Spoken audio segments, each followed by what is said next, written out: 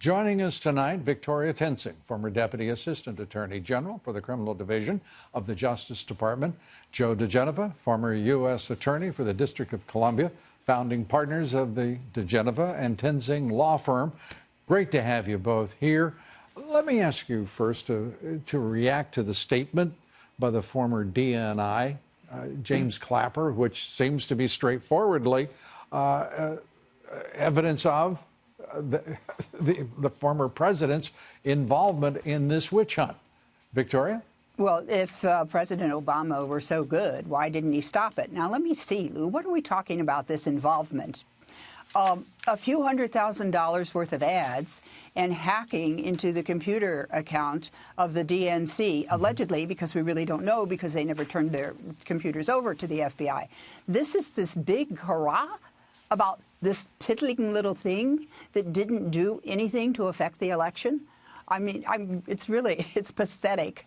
The messaging, though, by the Democrats is always so good that they have it out that 40-some% of the American people think the Russians got into our ballot machines and changed them.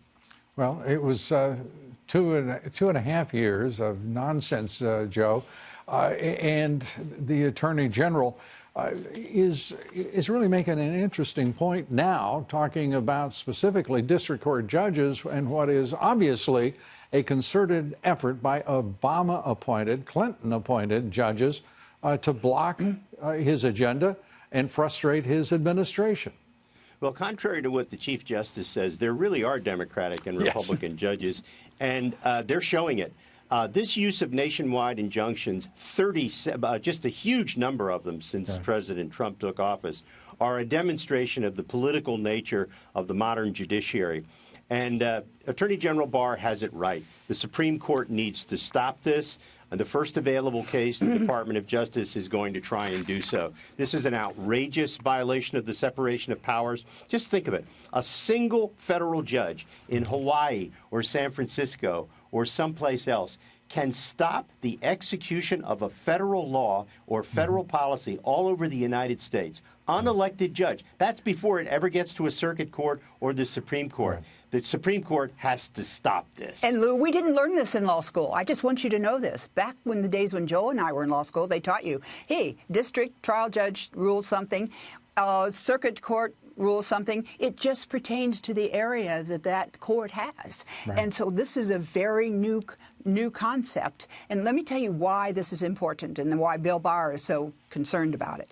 Because we learned in law school that these cases are supposed to what they call percolate up, so that different judges and different courts look at them and decide issues, and that's when they're ready for the Supreme Court to review. And by having one judge able to do this and have an emergency then, and the Supreme Court has to look at it, you have no percolation.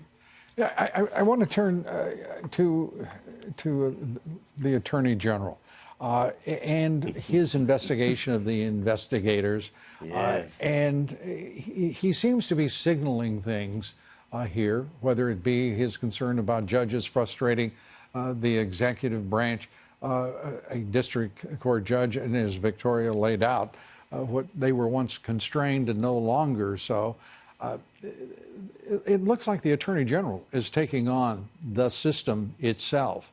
That is part of what now, all of the evidence produced by special counsels and FBI investigations leaves us with the clear impression that there was a wide conspiracy, but it was on the left, and it was with the very investigators themselves of the DOJ and the FBI who conspired to overthrow a president, who conspired to frame the candidate and the president.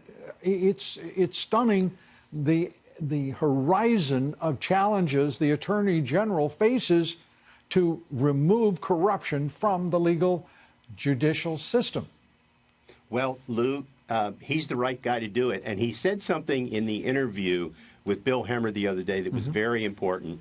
He said, one of the meetings that really bothers him is the January 6, 2017 intelligence briefing of the president-elect by Comey, Brennan, and Clapper. Right. And that's when James Comey did the famous blackmail alone with the president about the salacious details of the Steele dossier. Right. The reason he's focused on that, because that is the beginning of the post-election overt conspiracy against the President of the United States.